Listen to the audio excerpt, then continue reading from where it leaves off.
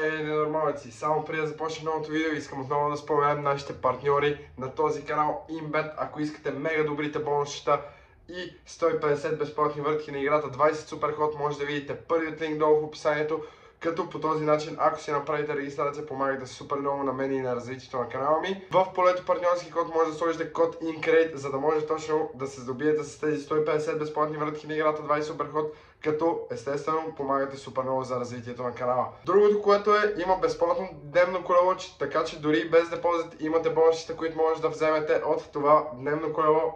Успех, приятна игра и приятно гледане на видеото. Какво му падна на това от колата, бе? Ако е подкалник, аз каква история имам за подкалник?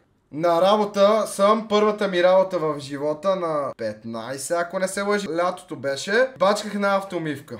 И тази автомивка беше много близо до работата на тати. И тати си оставя колата да му я мия. Те си ни оставяха хората колите. Като свършиме с едната, местим я, паркираме я на паркинга и взимаме другата. И на мене си ми даваха да ги месим тия коли, защото нали мога си, нямам книжки и те са примерно 5-6 метра, брат. Нещо е такова.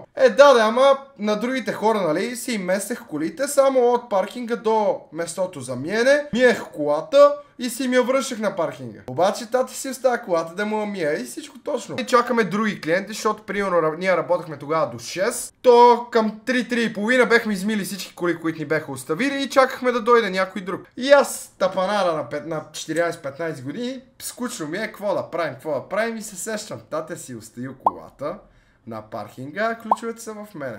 И сам какво да прави малкото газе, реши да покара малко. Обаче, карам по една улица, защото около автомивката естествено. Карам по една улица, братле. Обаче отсреща на 250-300 метра виждам патрулка. И аз вече съм фул шок, защото съм много малък, брат, не знам как да отреагирам. Първото нещо, което ми идва на къща, защото аз си мисля, че патрулката ще се загледа в мене, като се разминаваме, ще ми види колко съм малък и ще кажа, то няма книжка, обръщаме за него. То сигурно може и така да стане. В главата ми за секунди ми идва идеята да свия резко влево, да влезна в полето, куките да минат и тогава да си излеза. И хубаво, добре, решил съм, че ще го правя. Бием лев, влизам в полето, куките ме подминават, аз не знам, сега като ви го разказвам и като се сещам за това, не знам куките въобще как, като виждат то олигофрен, как влиза в полето, защо не го спират. Защото аз не съм се каширал някъде зад краси. Чисто поле, брат. Влизам, куките минават, оглеждам се такова, виждам, че няма коли. Давам назаде, закачам нещо.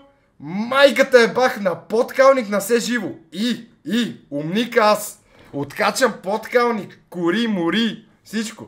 И вече съм фул шок, защото тате после като дойде, какво да му обяснявам? Карал съм, видех куки, какво си, що си? И какво решавам? Тия части, подкалника, кората, няма да ги взимам. Фърлям ги, заебавам ги на полето, той няма да забележи. Сметникъв олигофрен. И давам назад, откачам подкалник, кора, какво да правя? Сега тате, ако ги взема, ще ги види, защото не се сещам, че тия работи просто могат да се закачат и фърлям по полето. Връщам се и паркирам колата, ама я паркирам така на паркинга, имаше една ограда.